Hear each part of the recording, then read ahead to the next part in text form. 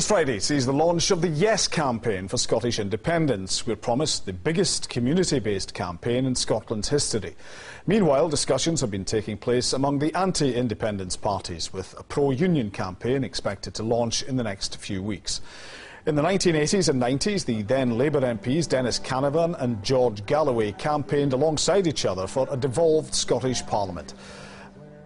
But in 2012, the two socialists, who both now left the Labour Party, find themselves on opposing sides in the great independence debate. And they're with us now. Gentlemen, thanks for joining us on Scotland Tonight. Dennis Cannovan, you've moved towards independence over a period. Why is that? Yes, I'm a convert to the cause of independence, and my conversion is based on my experience of 25 years at Westminster, followed by 8 years in the Scottish Parliament. And it's my view that the Westminster Parliament is completely out of touch with the needs and aspirations of the people of Scotland, whereas the Scottish Parliament, despite its faults and failings, I think it responds more readily to the values, the needs and the aspirations of the people of Scotland on things like free care for the elderly, on things like free prescription charges, on things like a better system of support for students. I mean, the Scottish Parliament is far more radical, far more progressive than Westminster. So I see the Scottish Parliament not as an end in itself. I see the cause of independence as being not as an end in itself, but as a means of getting a hold of all the political levers, all the economic levers, to enable us to bring about a more just and fair society in Scotland, and indeed to make a contribution towards building a better world, because I think that George and I would agree that neither of us is a narrow-minded nationalist. We are both internationalists. But George Galloway, you are now an MP south of the border. You've always been pro-unionist. Are you coming from it from a slightly different perspective now that you are an MP for Bradford?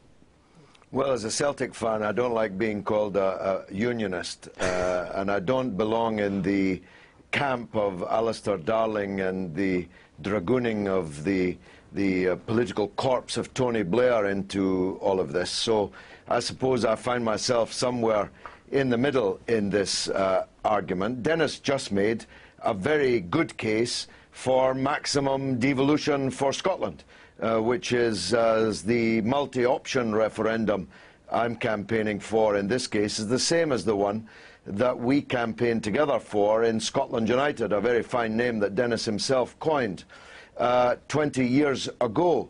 But I take the view, still take the view, that Dennis used to take, that the principal division in these small islands is based on people's class, their relationship to wealth and power, not on their nationality, which is a capricious here today, gone tomorrow thing. A Slovakian worker can move to Scotland and be Scottish. A Scottish working class person like me can move to Bradford and is suddenly regarded by some as not Scottish.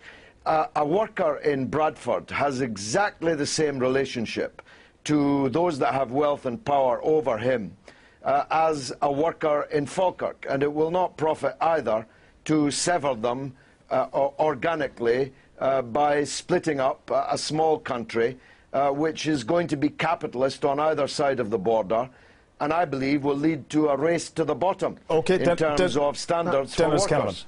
Well, there are also workers and workers' parties and labour movements in countries like Spain and Portugal and Greece and France and Germany.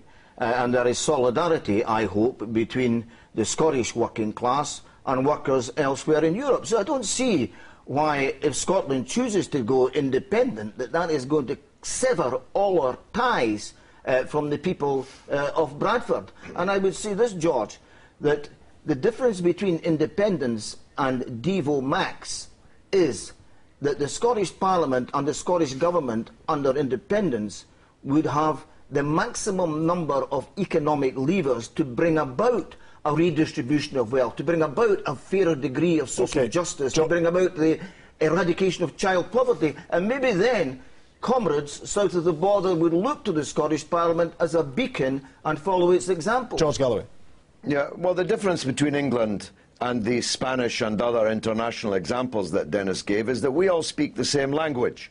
We're a small island where everyone speaks the same language, has the same culture, works for the same employers, in the same unions, read the same media, follow the same music, the same movies, eat the same food.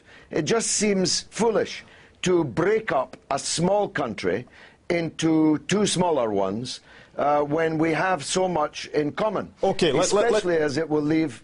Let me move on slightly then. It does appear that Alistair Darling is emerging as the most likely figure to spearhead the campaign, George Galloway. God help us. God help us. But that's the campaign you're behind. Is he the man to match Alex Salmond? No, I'm not behind that campaign. You won't find me on a platform with the Duke of Buccleuch, or although he's maybe in the SNP now, I don't know, or Tony Blair, or Alistair Darling. The one thing I would say, if the no campaign is depending on Alistair Darling's energy and campaigning flair and flamboyance, it's doomed already. The game's a bogey. So who should do it then? Would you put yourself forward, perhaps? Well, I'm just doing my own thing in my column in the Daily Record, in my speeches and in interviews like this.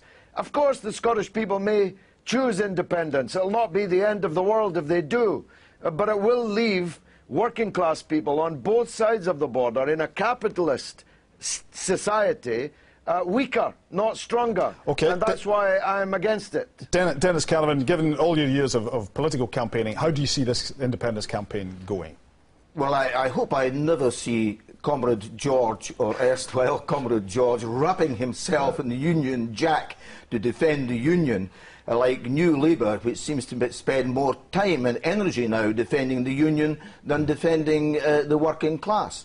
But it's quite obvious that the Unionist camp now is deeply divided. Some of them want Devil minus, some of them want the status quo, some of them want Devil plus, some of them want Devil max.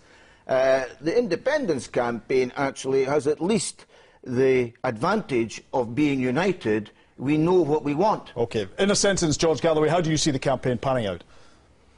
Well, I think Scottish people, when they focus on it, will see that in a very turbulent capitalist world, making yourself smaller and therefore weaker and breaking, as you will, your relations with other people in this island who speak the same language of you is not a good idea. I think George Galloway, Dennis Cannovan, thank you very much indeed for that.